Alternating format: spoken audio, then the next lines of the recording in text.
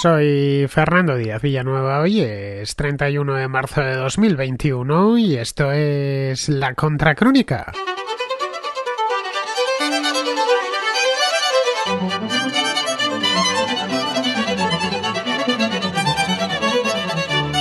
Con la Semana Santa ya completamente perdida, la Unión Europea se enfrenta a lo que podría ser el gran verano del descontento dentro de Europa.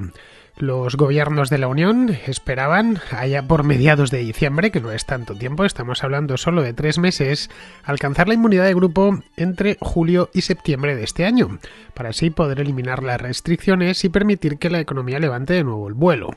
Para millones de empresas que llevan más de un año a cero o a casi cero, especialmente en Italia, en Grecia o en España, donde el turismo emplea a millones de personas y este sector es fundamental para la actividad económica, eso habría sido un inmenso alivio. Pero es muy posible que al ritmo actual de vacunación, que va extremadamente lenta, la ansiada inmunidad de grupo no se consiga hasta entrado el año próximo. Eso si mantenemos los ritmos de vacunación actuales, que evidentemente podría mejorar esto y que a partir del mes de abril la cosa acelere. La exasperante lentitud de la campaña de vacunación, a día de hoy solo el 15% de la población de la Unión Europea ha recibido la primera dosis. Ojo, tras 3 meses vacunando, que no es que empezasen a vacunar ayer o antes de ayer, los problemas creados en torno a la vacuna AstraZeneca, que se han sumado a la anterior, y la irrupción de la cuarta ola desde hace una semana, están sembrando la incertidumbre, y muchos son los que temen que la economía de la eurozona permanezca estancada, no durante semanas, sino durante meses, ya para lo que queda de año.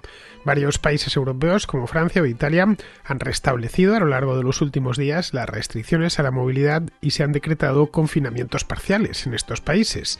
Según los datos de Google Mobility, las visitas a centros comerciales y a lugares de ocio como restaurantes o cafés son hoy en estos dos países la mitad de las que había antes de la pandemia.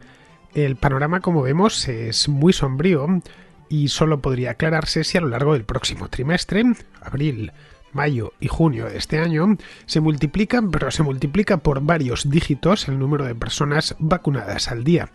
En Bruselas, donde nunca pierden el optimismo, aseguran que será posible, pero a estas alturas, como es lógico, ya nadie les otorga el más mínimo crédito.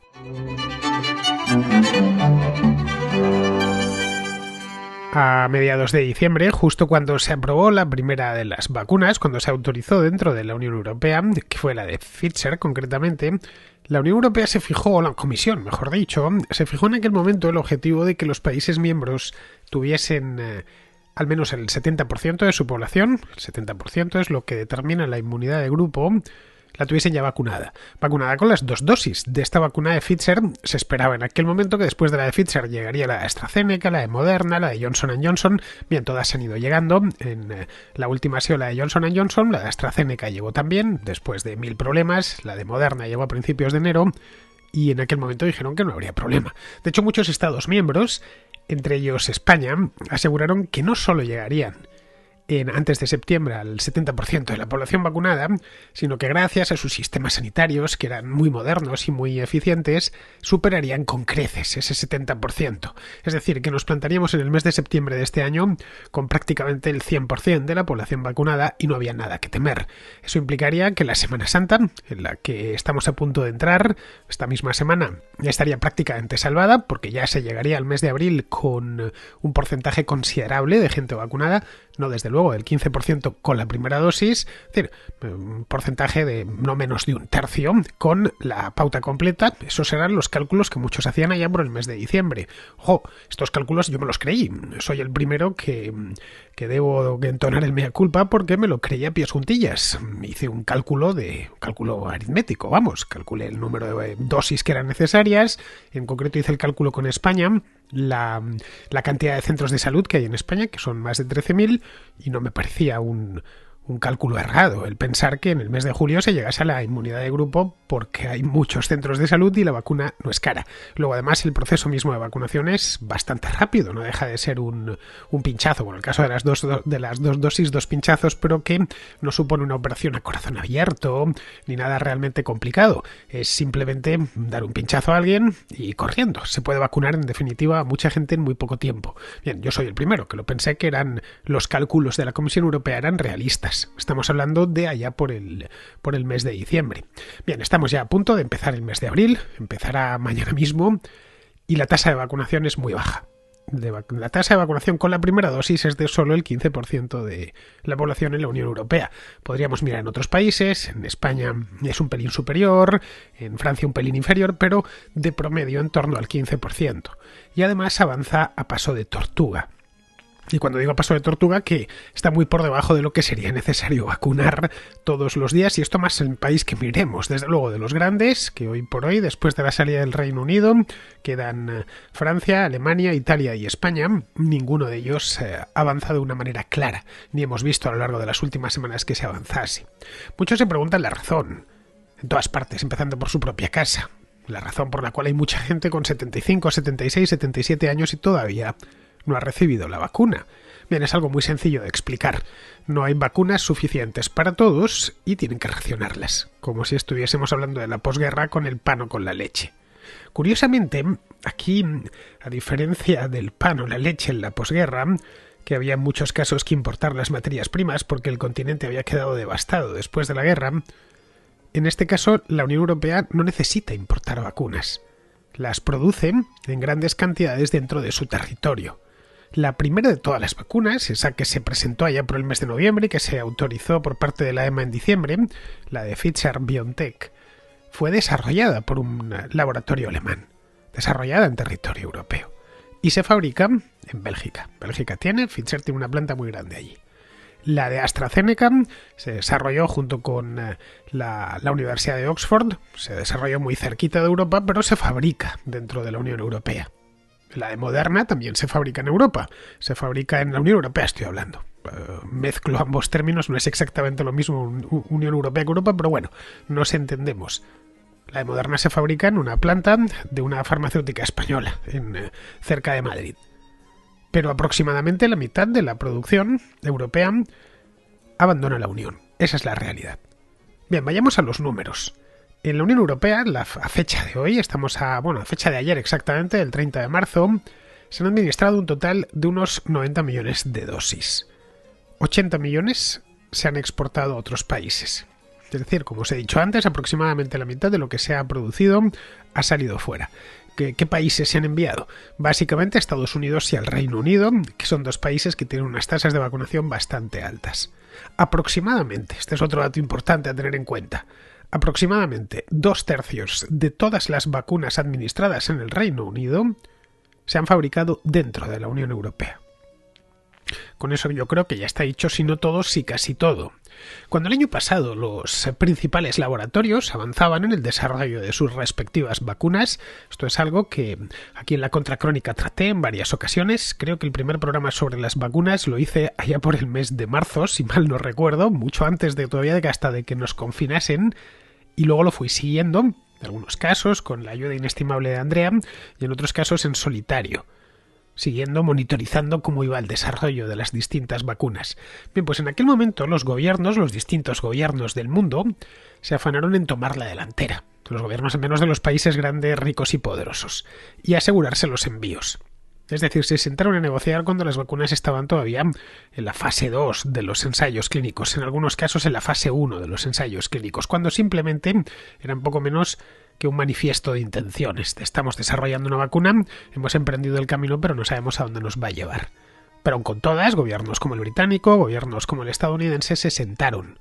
Veíamos aquí en la Contra hace un par de semanas como el gobierno chileno, el gobierno de un país periférico, al menos geográficamente, que está pues en el hemisferio sur, alejado de los grandes centros de poder mundiales, un país que es rico en comparación con sus vecinos en Sudamérica, pero que no lo es si lo comparamos con Alemania o lo comparamos con Estados Unidos o con Bélgica o con los Países Bajos. Empezó a negociar muy prontito, tan pronto como el mes de mayo del año pasado. En el caso de Estados Unidos y el Reino Unido, tanto en Washington como en Londres tiraron de chequera sin ningún problema. Sabían que había que gastarse dinero con esto, un dinero que esperaban recuperar inmunizando a la población y que la economía se pusiese a funcionar de nuevo, y exigieron a las farmacéuticas algunas contrapartidas. Contrapartidas, por otro lado, lógicas, teniendo en cuenta la cantidad de vacunas que les iban a comprar de un golpe. Estamos hablando de muchos cientos de millones de euros de contratos. Bien, algunas de las cláusulas incluían las entregas concretas que habrían de servir, so pena de gravosas indemnizaciones. Te compramos 300 millones de dosis que nos la tienes que entregar en este plazo. Y si no puedes entregárnoslas en este plazo, tendrás que apechugar con las consecuencias. Bien, mientras esto sucedía, ya digo, entre Londres y Washington, podemos incluir también a Santiago de Chile, en Bruselas estaban a otra cosa. Llegaron tarde a negociar y cuando se sentaron negociaron mal. Se puede además señalar con el dedo a los responsables, o en este caso a las responsables. Se llaman Ursula von der Leyen y que es la presidenta de la Comisión Europea, el órgano ejecutivo de la Unión Europea, y su comisaria de salud, una chipriota llamada Stella Kyriakides. No han dimitido, naturalmente, solo faltaba. Bueno, de hecho no han ni siquiera pedido perdón. El día que un comisario europeo se disculpe por algo, pues no sé, ese día habrá que declararlo festivo, porque el alto clero de la eurocracia es simplemente intocable. No se puede, están levitando continuamente, están más allá del bien y del mal. Su sistema de elecciones tan indirecto y enrevesado que se autoperciben como una suerte de demiurgos infalibles, cuyo carácter es poco menos que sagrado.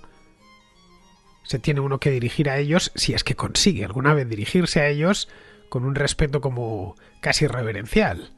Y por supuesto, como algo casi sagrado, no se ven impelidos a dar explicaciones de nada, mucho menos cuando las explicaciones son incómodas de dar, como es este caso. A lo más que han llegado a pedir, que no son las disculpas, por supuesto, lo más que han llegado a pedir es a que se tomen medidas proteccionistas para tratar de embarrar su propia impericia y su propia imprevisión. Hace unos días instaron al Consejo para que controle la exportación de vacunas, mediante un plan que contempla interrumpir las exportaciones a países que no están exportando a la Unión Europea y bloquear las entregas a países que han vacunado proporcionalmente a más personas que la propia Unión Europea. Es decir, que no se exporten vacunas, por aligerarlo mucho, que no se exporten vacunas al Reino Unido y a los Estados Unidos, cuyas tasas de vacunación se sitúan ya en torno al 50% aproximadamente. Algo más el Reino Unido que Estados Unidos, pero vamos, ahí le andan. Las empresas que desean exportar vacunas desde la Unión Europea deben ahora ya solicitar un permiso previo, lo que implica un papeleo adicional, implica retrasos, implica problemas en definitiva. Así que vemos como, y esto es paradójico, pero vemos como el campeón mundial del libre comercio, o al menos así se ven ellos mismos, como el martillo pilón del trumpismo, se enfanga en medidas típicamente bolivarianas, cuyo único fin es tapar la incompetencia de sus políticos. Como no hay nada más atractivo en esta vida que buscar culpables de los errores propios, aunque solo sea para taparlos, a principios de marzo, Italia bloqueó la exportación de, creo que eran 250.000 dosis de la vacuna de AstraZeneca, que iba en destino a Australia. Incluso los Países Bajos, un país esencialmente comercial, que se desgañita siempre que puede pidiendo mercados abiertos, dice estar listo para evitar la exportación de la misma vacuna a la vecina Gran Bretaña si fuese necesario.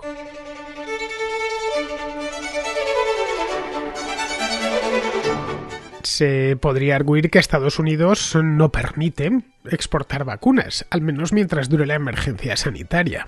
El gobierno de Donald Trump, que fue quien negoció la compra de las vacunas, Trump salió de la Casa Blanca en el mes de enero, ya estaba todo este asunto cerrado, de hecho ya se había empezado a vacunar en Estados Unidos, empezó en diciembre, pues cuando negoció esto el gobierno de Trump, incluyó cláusulas en los contratos de adquisición de vacunas que prohibían terminantemente la exportación. Una medida de precaución que reforzaron después con una ley que evita que las vacunas, y no solo las vacunas, sino muchos de los ingredientes necesarios para fabricarlas salgan del país.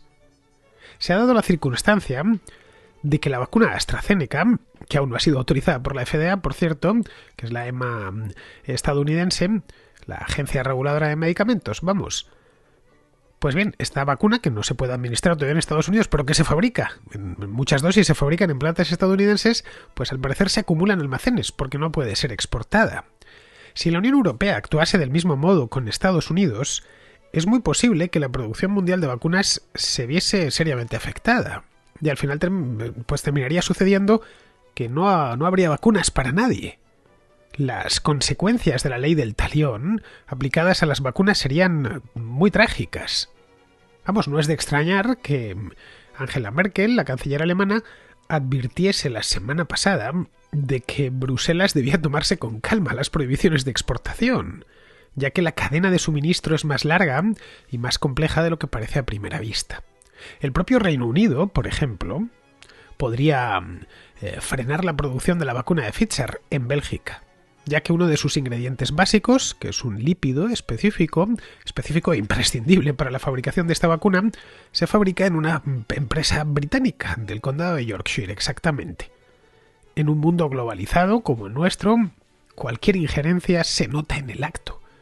Allá donde metan la cuchara, automáticamente deshacen por completo el guiso, ya que los componentes del producto más insignificante, la cosa más tonta que miremos, que si yo, una memoria USB, lleva un montón de elementos, fabricados en distintos lugares, pues también sucede, por supuesto, con una vacuna. Y en este caso, pues supondría que se dejasen de fabricar. Es decir, el producto más tonto que se nos imagine tiene elementos, componentes que se fabrican en distintos sitios y luego se terminan ensamblando en otro. El caso de Pfizer es paradigmático. Su vacuna fue desarrollada a caballo entre Estados Unidos y Alemania. BioNTech es una empresa biofarmacéutica alemana, que se puso de acuerdo con una gran farmacéutica como es Pfizer para desarrollar esto. Y luego se fabrica en varias plantas a ambos lados del Atlántico, e incluye ingredientes que provienen de otras tantas fábricas. Pero Pfizer, curiosamente, no es motivo de debate, al menos en Europa. Por el momento, solo AstraZeneca está en la mirilla de la Unión Europea, al menos en lo que toca a controles de exportación. AstraZeneca ha pasado de ser una farmacéutica relativamente conocida, pero por supuesto no conocida por el común de los mortales, a ser una de las empresas que más titulares de prensa ha copado en los últimos 3 meses, gracias, entre otras cosas, a la Unión Europea. Esta es una empresa bastante grande, por cierto, es anglo-sueca, y al parecer se ha quedado muy por detrás de su producción prevista. Había acordado suministrar 300 millones de dosis a la Unión Europea en la primera mitad del año, durante el primer semestre, pero informaron que solo entregarán 100 millones. Bien, esto ha desatado la ira en Bruselas. Von der Leyen bramó exigiendo a la compañía que cumpliese su contrato antes de exportar a otros países. Pero el origen del problema no fue tanto de AstraZeneca como de la propia von der Leyen, o mejor dicho, de su comisaria de salud, de Kyriakides. Cuando se cerró el contrato con AstraZeneca a finales de agosto, no exigieron que la producción comunitaria se destinase a la Unión, como sí habían hecho en Estados Unidos o en el propio Reino Unido.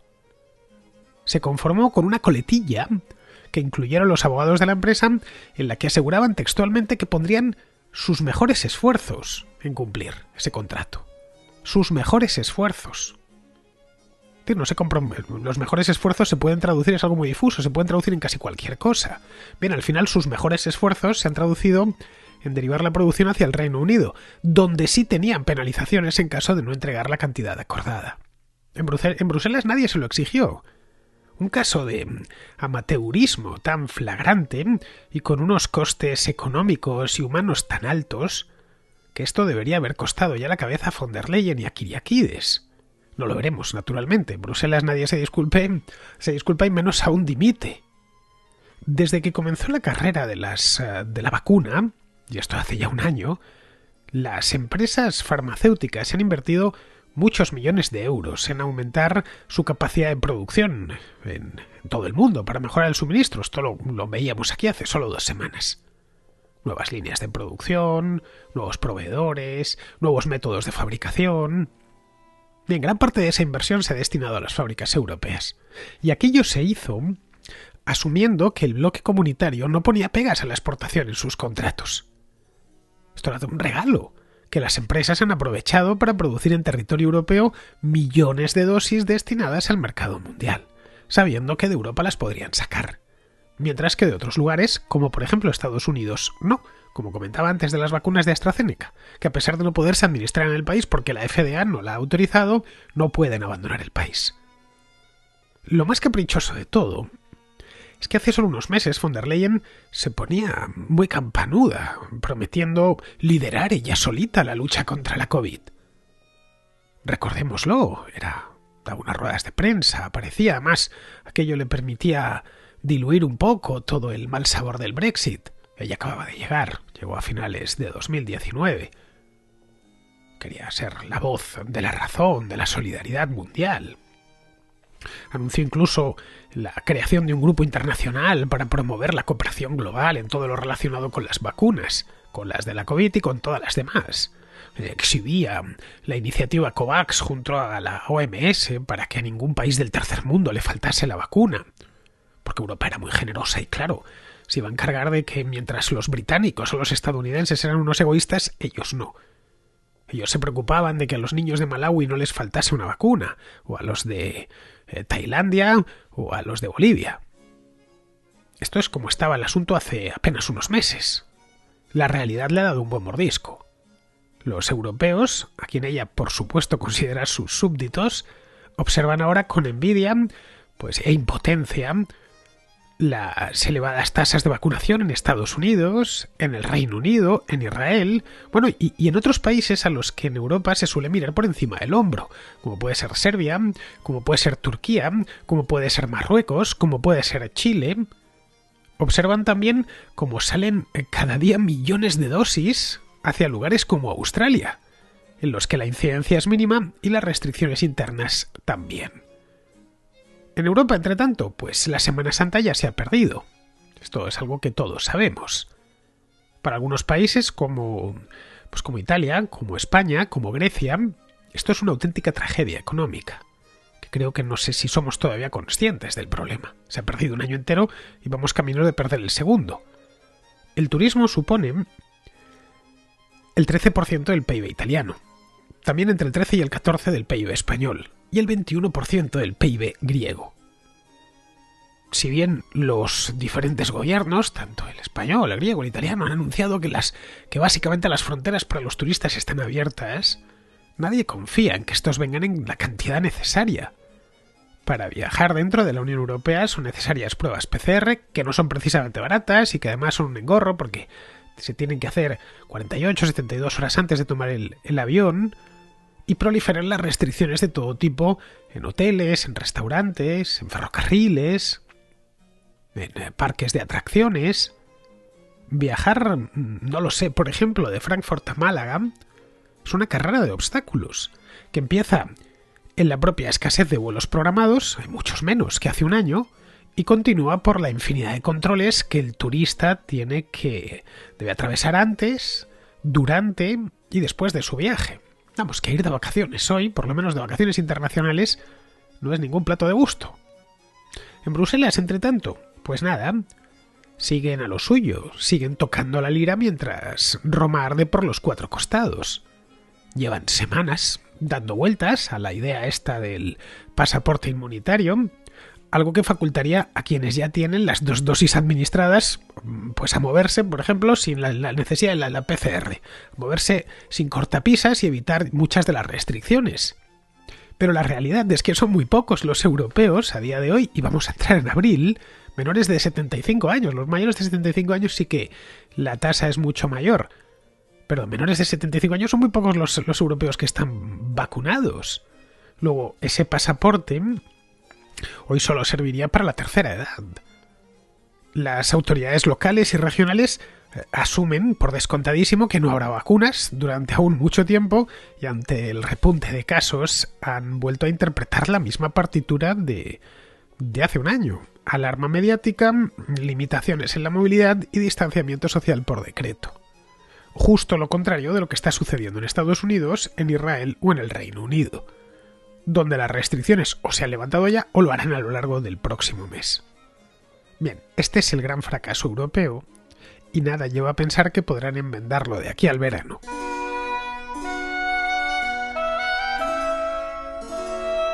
Vamos con la contrarréplica. Empezamos con Jordi, que está en Inglaterra y que nos habla de las medidas de confinamiento en el país. Hola Fernando, la primera vez que envío un audio a la contra. Quería hacer un comentario respecto a una respuesta que le has dado a un contraescucha en el capítulo de la variante brasileña de hoy. Hablabas de las medidas que se han tomado en Inglaterra y creo que convendría diferenciar un poco medida de aplicación, siendo que yo vivo ahora en Watford, que es una ciudad cercana a Londres, y bueno, al principio, en nuestro primer confinamiento en España, yo residía en Mallorca y a mí se me paró en la calle 5 veces cuando iba a trabajar. Aquí el tema de la aplicación es un poco laxo. Yo la verdad es que me sorprendo yendo al parque y viendo a cientos de personas, niños corriendo y demás sin mascarilla. Eso en España no se hubiera visto. Aquí como que da miedo pisar demasiado esos temas, que es una cosa que puede gustar más o menos. Y también me encontré hace un par de días que me fui a Camden, al mercado de Camden, en los mercadillos de la calle y demás, todo eso lleno de gente, 50-50 mascarillas y demás. Uno no sabría decir si lo hacen más por agradar a la audiencia, el tema de anunciar a bombo y platillo estas medidas. A lo mejor alguien de Londres me dice que no, pero vamos, que en Watford todo eso... Cuando yo llegué quizás podía entrar en los supermercados y demás sin mascarilla, pero ahora mismo sí que es verdad que a nivel privado se han puesto bastante serios. Luego también quería hacer un comentario respecto al planteamiento propio del país. Es decir, no sabría decir si lo has comentado, ¿no? Mira que las sigo bastante al día, las contracrónicas, y es el papel que haga Boris o Inglaterra en general de esta crisis. Quizás definirá lo que pase después, ¿no? Después de todo esto del Brexit y demás, un poquito Inglaterra se la juega esta baza, ¿no? Aunque sea por comparación, ¿no? Si Europa lo hace peor, Inglaterra, la historia cuenta que lo hizo mejor. Habría que ver, ¿no? Yo creo que saben que se la juegan con esto de las vacunas y quién es el primero que sale de esto. Pues sí, Jordi, lo sé, no tiene nada que ver lo de Inglaterra de ahora con lo que padecimos aquí en marzo y mayo, entre marzo y mayo del año pasado. Algo así yo creo que no se ha dado en ninguna otra parte. Aquí tenías que salir con el ticket del supermercado en la mano bien visible, porque a la vuelta de la esquina te encontrabas con una pareja de la policía que te lo pedía y te miraba la hora, la fecha, por supuesto, y la hora a la que habías comprado. Es decir, que si habías ido a comprar a las 11:10 de la mañana y eran en ese momento a las 12:10, te mandaban para casa y lo mismo te multaban porque habías estado una hora dando vueltas por ahí. Caray, yo llegué a estar, justo hace un año, la Semana Santa del año pasado, casi una semana sin salir de casa.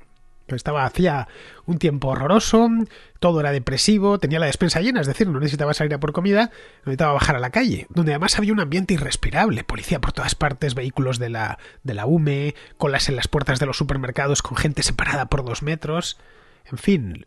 Lo de aquí el año pasado fue casi un experimento social. La curva se aplanó, si miramos ahora la gráfica. Pero a un coste altísimo. Económico, social, psicológico, te diría, que no podríamos pagar otra vez, pues porque aquello dejó al país en la ruina.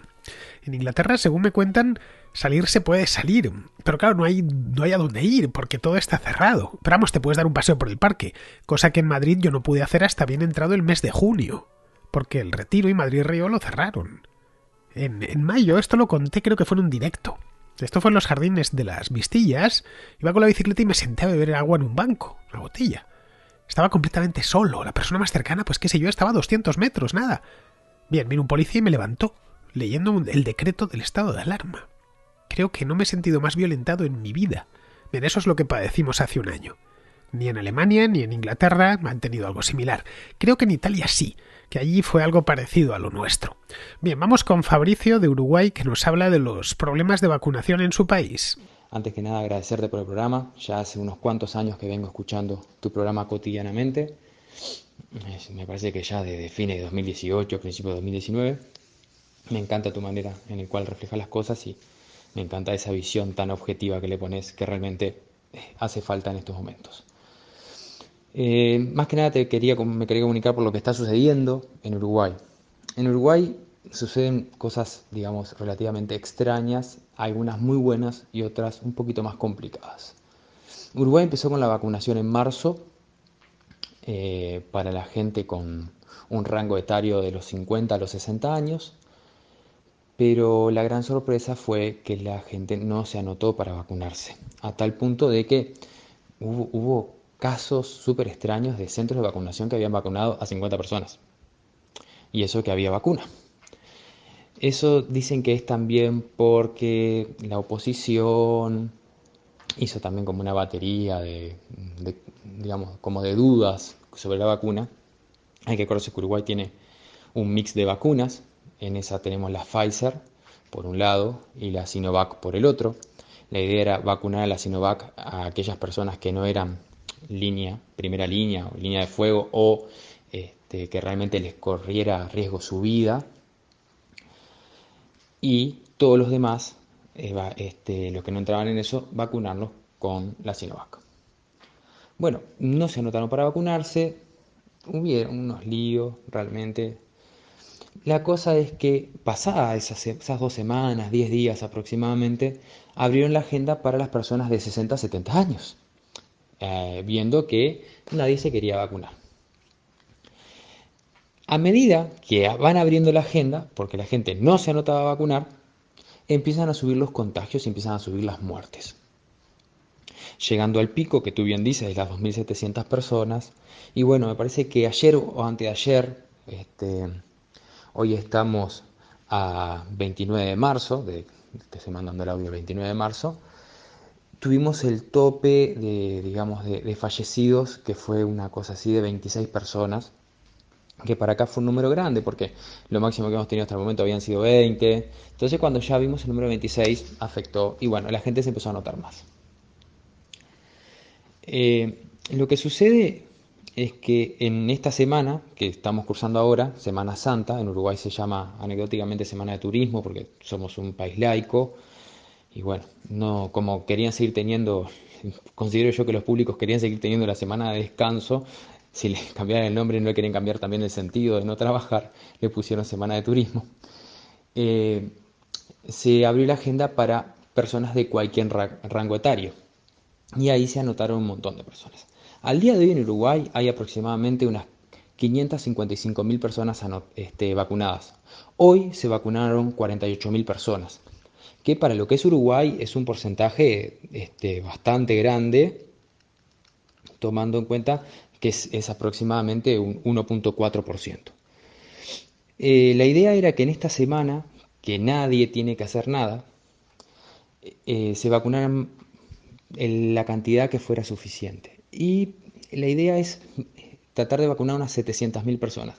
Ya hay personas que están recibiendo la segunda dosis y bueno, después tenemos gente de lo que sería la salud y por demás que ya recibieron la primera dosis de Pfizer y ahora van a recibir la segunda.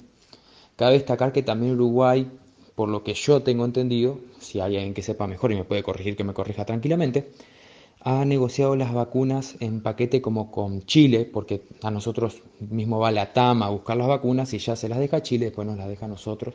Y eso también nos ha facilitado bastante para acceder a las vacunas. Entonces, bueno, la vacunación considero que avanza bastante rápido. No sé cuántos meses va a llevar, tampoco creo que falten muchos. En Uruguay están las cosas un poco tensas porque también estamos entrando, como cualquier parte del mundo, a una crisis. Obviamente la oposición gobernó 15 años anteriores, hemos tenido años relativamente buenos, por más de que el gasto público fue disparado de una manera incontrolable, y empiezan a adjudicar que este desafío económico, esta crisis económica que estamos teniendo ahora, es culpa de la presidencia actual. Entonces también se está manejando una cosa tensa ahí, porque dicen que se tiene que haber hecho las cosas distintas, bla, bla, bla, bla, bla. Sobre todo el Frente Amplio, ¿no? Que es el partido de oposición, un partido de izquierda, desde hace tiempo viene pidiendo la cuarentena obligatoria. Ellos se endulzaban con lo que hacía el presidente Fernández. Y bueno, eso lleva a que las cosas sean un poco complicadas. Pero considero que en un futuro ya estaremos un poco mejor. Y es verdad, a mediados de marzo venía aumentando, pero a mediados de marzo acá se disparó. Se disparó mucho, mucho los contagios. Y eso llevó a que iba a haber una idea de una presencialidad en los liceos, se cancelara una presencialidad en primaria, se cancelara y una presencialidad, digamos, en lo que son los jardines del Estado, ¿no? Para los chicos, los infantes, también se cancelara. Así que bueno, así estamos, te mando un saludo grande y bueno, muchas gracias por el programa, que la verdad lo agradezco mucho, mucho. Que pases lindo. Bueno, Fabricio, es normal que la gente no se quiera vacunar en Uruguay porque allí la pandemia ha tenido unos efectos muy leves hasta la fecha. No sé, es como si me pidiesen a mí vacunarme contra la fiebre amarilla. Diría, bueno, sí, por si acaso. Ya, pero las posibilidades de que me agarre la fiebre amarilla en Madrid son muy remotas. Bueno, esto sucedió en Uruguay hasta el mes de diciembre, que es cuando el número de muertos por COVID empezó a crecer. Pero si miramos hasta mediados de diciembre en Uruguay, es que el número de muertos por COVID se contaba por unas pocas decenas. Ahora que le están viendo las orejas al lobo, ya verás cómo se vacunan todos. Luego, respecto a la vacunación en sí misma, a ver, Uruguay es un país pequeño. Es un pequeño gran país, pero es pequeño en cuanto a población. Tiene solo 3,5 millones de habitantes, más un país que está entre dos gigantes, entre Argentina a un lado y Brasil al otro. Y la población uruguaya, como bien sabes, está concentrada pues prácticamente toda en Montevideo y en la franja costera. Su sistema sanitario es de los mejores de América, así que si hay vacunas disponibles, que es una de las claves, creo que no tardarán mucho en vacunar a todo el país. Bien, seguimos con Jacobo, que nos habla del origen de la COVID. Muy buenas, señor Díaz. Mira, le quería traer a su atención un posible tema para algunos de sus programas, como usted vea que puedan encajar mejor. Es el tema sobre el origen del COVID-19, que creo que es de interés, sobre todo, o va a ser de interés en los próximos días, porque la OMS va a sacar un informe sobre cuáles sus teorías sobre el origen del COVID, pero que además ha tenido en el último mes, ha habido también muchas informaciones por parte de otros investigadores científicos que en primera instancia ponen en duda la independencia de esta investigación que está haciendo la OMS. Hay una carta abierta que sacaron 25 o 26 científicos el 4 de marzo de este año en el Washington Post, en Le Monde, en varios periódicos, que es muy interesante porque dicen que no es independiente y básicamente dicen que es por la influencia de China en las condiciones para investigarlo. También han surgido varias voces bastante potentes dando a entender que no se está dando la suficiente atención a una posible hipótesis, que es el origen del virus de un laboratorio, específicamente del laboratorio que hay de nivel 4 en Wuhan, que además es un laboratorio que se sabe que ha investigado extensamente los virus de coronavirus. Esta hipótesis no demostrada actualmente, pero que parece ser que tienen varios científicos importantes, tienen bastante opiniones fuertes sobre ella, incluyen, por ejemplo, al exdirector de la CDC o Center for Disease Control, que dijo hace unos días en un documental de reportaje de la CNN que en su opinión personal, lo más plausible es que el virus surgiera de un laboratorio. No voy a entrar en los detalles, estoy seguro que Andrea le podrá ayudar en cuáles son estos detalles de esta opinión, pero bueno, me parece que es bastante interesante. En los próximos días sabremos cuáles son las averiguaciones de la Organización Mundial de la Salud sobre el origen, pero esperemos que esto lo aclaren. Pero si se da por un hecho de que si se demuestra que es verdad que el origen del virus es en un laboratorio en China, creo que sería muy interesante poder pensar cuáles podrían ser las implicaciones a nivel político internacional que esto pudieran tener. Además que creo que este es un tema muy interesante para un programa largo, ya que también podría hablar sobre por qué se cayó a Trump cuando empezó a hablar de esta hipótesis y por qué una cierta parte de un movimiento más o política más de izquierdas lo callaron esta hipótesis, justamente porque venía de Trump. Y también sería interesante que pudiera hablar de todas las otras hipótesis que China está constantemente sacando para intentar lo que parece es tirar varones fuera. Porque no sé si se recordará que en noviembre del año pasado o octubre hablaban de la posibilidad de que el coronavirus hubiera venido en en paquetes de pescado congelado desde Italia y España, creo que incluso. Pero bueno, me parece un tema interesante, creo que podría ser interesante a los otros contraescuchas y nada, bueno, felicitarle por su programa, soy un asiduo y nada, que tenga un buen día, gracias. Bueno, Jacobo, cuando ese informe esté disponible, un informe que me parece muy interesante, por cierto, pues por supuesto que lo comentaré aquí en la Contracrónica. Lo del origen del coronavirus en un laboratorio, ya comenté aquí hace tiempo que es posible, pero poco probable. Vamos, que no es tan sencillo como parece fabricar un virus. Para eso la naturaleza se basta y se sobra ella solita. Evidentemente, si el origen fuese un laboratorio chino, las implicaciones serían, bueno, gravísimas. No quiero ni planteármelas, pues serían tremendamente graves porque esto ha sido un palo de tal calibre, está siendo un palo de tal calibre para todos los países del mundo que no quiero ni pensar lo que sucedería después. Bien, seguimos con Mariano, que está en Ámsterdam y que tiene una pregunta sobre el Mar Negro y Rusia. Y tenía una pregunta porque yo no tengo ni idea ni de estrategia militar, ni de geopolítica, ni nada de eso. Pero estaba mirando un mapa del Mar Negro y por lo que veo, parece que en Rusia tiene una buena parte de la armada rusa está en Sebastopol, que está en el Mar Negro, ¿no? Que es como un gran lago ahí en medio del continente. Y bueno, en principio eso parece que los barcos están protegidos y están, bueno, ahí no se les puede alcanzar porque están metidos dentro del continente, en un mar dentro del continente. Pero yo me pregunto, yo no tengo ni idea de esto.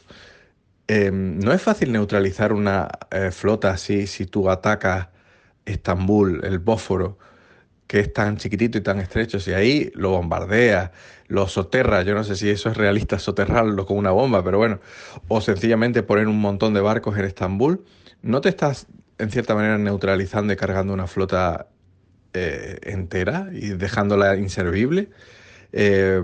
Bueno, es que, claro, yo supongo que también esos barcos de Rusia, para que estén activos, tienen que pasar con Turquía. ¿Cuál es la relación real que hay entre Turquía y Rusia? ¿Están de buena? ¿No lo están? ¿Esos barcos tienen que ver con la relación que entre ellos tengan? Bueno, la verdad es que me encantaría que me dieras un poco de iluminación sobre el tema este de los barcos y el Mar Negro y el Bósforo.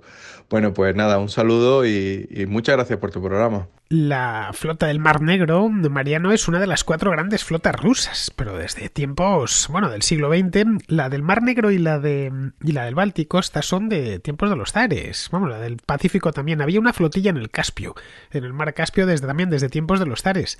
La del Mar Negro es de tiempos de Catalina la Grande, si mal no recuerdo, te estoy hablando de memoria, debería haberlo mirado.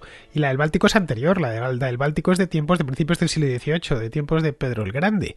Pero bueno, las 4 flotas tradicionales son la del Mar Negro, que la sede la tienen ahora en Sebastopol, antiguamente estaba en Odessa, luego la del Báltico, su cuartel general está en Kaliningrado, antiguamente estaba en Kronstadt, al lado de San Petersburgo, la del Norte, que está en el norte, nunca mejor dicho, en la costa norte del país, está tienen el cuartel general en Murmansk, y la del Pacífico está en Vladivostok. La del Mar Negro y la del Báltico siempre tuvieron el problema de que se encuentran en mares interiores, separados del océano por un estrecho. En el caso del Báltico es el Sund, entre Dinamarca y Noruega, y entre Dinamarca y Suecia, perdón, y en el del Mar Negro pues son los estrechos, es decir, el Bósforo y los Dardanelos. Eso, desde el punto de vista estratégico, es una calamidad, porque puedes vigilar esas flotas mucho más fácilmente y bloquear su movilidad apoderándote del estrecho en cuestión. En la Primera Guerra Mundial, el Imperio ruso estaba del lado de los aliados y el Imperio otomano de las potencias centrales. Eso tuvo como consecuencia que la flota del Mar Negro quedó confinada allí. No podía atravesar los estrechos porque estaba en guerra con el Imperio Otomano. Los británicos trataron de hacerse con el Bósforo en el año 1915, bueno, pues para, entre otras cosas, permitir que la flota rusa pudiese pasar al Mediterráneo, pero no lo consiguieron. Los aliados fueron derrotados en Galípoli. En la Segunda Guerra Mundial, los nazis en la campaña oriental fueron directos hacia las costas del Mar Negro para tomar Odessa y adueñarse de la flota soviética. Tomaron los puertos, pero no los barcos, que los grandes hicieron todos a la mar.